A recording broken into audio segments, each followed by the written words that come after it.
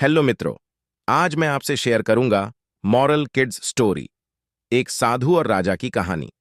वैसे तो ये कहानी बच्चों की कहानी है, लेकिन इस कहानी में जो शिक्षा छुपी है वो असाधारण है। तो चलिए सुनते हैं इस किड्स स्टोरी को और जानने का प्रयास करते हैं कि इस हिंदी स्टोरी में क्या शिक्षा छुपी है। प्राचीन समय की बात है।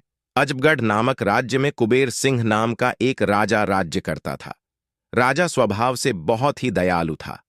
वह गरीब और बेबस लोगों की हमेशा सहायता करता था। किसी गरीब पर जुल्म होते देख वह कड़ी कार्यवाही करता था। राजा के इसी स्वभाव से अजबगढ़ की प्रजा बहुत प्रसन्न रहती थी। राजा की भी एक ही इच्छा थी कि वह अपनी प्रजा को हमेशा खुश रख सके। लेकिन फिर भी राजा को हमेशा ऐसा लगता था कि उसकी प्रजा खुश नहीं है।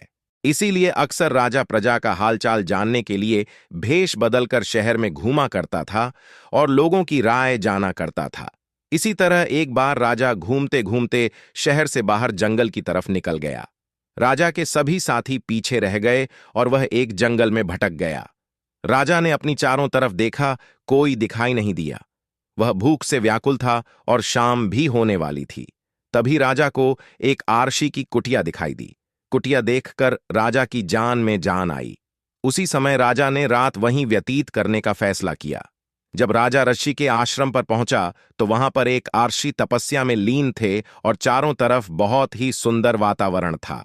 चिड़ियां चहक रही थी, पैरों से रस भरे फल लटक रहे थे और वातावरण बिल्कुल शांत प्रतीत होता था।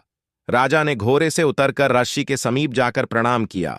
ऋषि ने वह आवाज सुनकर आंखें खोलीं तो एक सुंदर नौजवान युवक को सामने पाया, जिसके मुख से तेज झलक रहा था। राजा को देखकर ऋषि सब कुछ समझ गए। राजा ने ऋषि से रास्ता भटक जाने की बात बताई और वहां रात गुजारने के लिए अनुमति मांगी। ऋषि ने राजा को रुकने की अनुमति दे दी और राजा को खाने के लिए स्वादिष्ट फल दिए।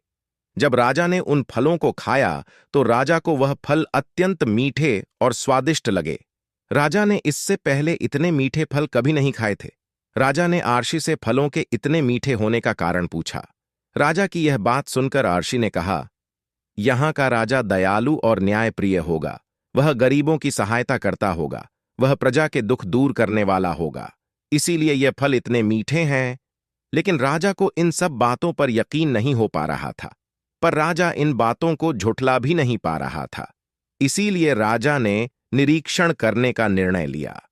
सुबह होते ही राजा शहर की तरफ निकल पड़ा और राजधानी में वापस पहुंचने के बाद उसने अत्याचार करना शुरू कर दिया। उसने प्रजा पर कर बढ़ा दिए।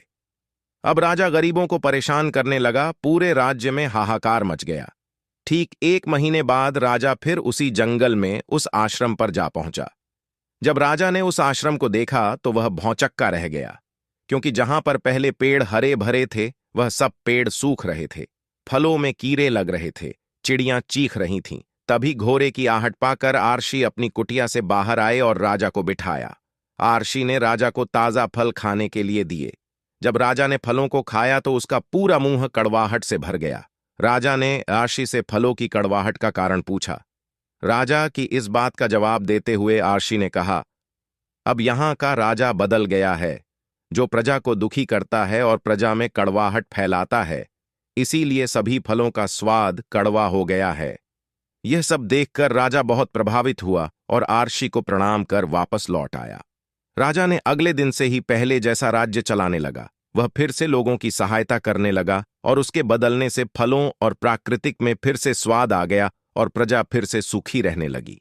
इस कहानी का तात्पर्य यह है, कभी किसी की जिंदगी में कड़वाहट नहीं घोलनी चाहिए, अन्यथा उस कड़वाहट का असर आपको अपने निजी जीवन में देखने को मिलेगा। आपने वह कहावत तो सुनी ही होगी कि जो दूसरों के लिए गड्ढे खोदते हैं वह उसमें स्वयं जाकर गिरती है। दोस्तों, आपको यह मॉरल किड्स स्टोरी, राजा की कहानी कैसी लगी? आप अपने सुझाव हमें नीचे कमेंट बॉक्स के माध्यम से बता सकते हैं। यदि आपको राजा और साधु की कहानी पसंद आई हो तो अपने दोस्तों के साथ सोशल मीडिया पर शेयर करें। धन्यवाद।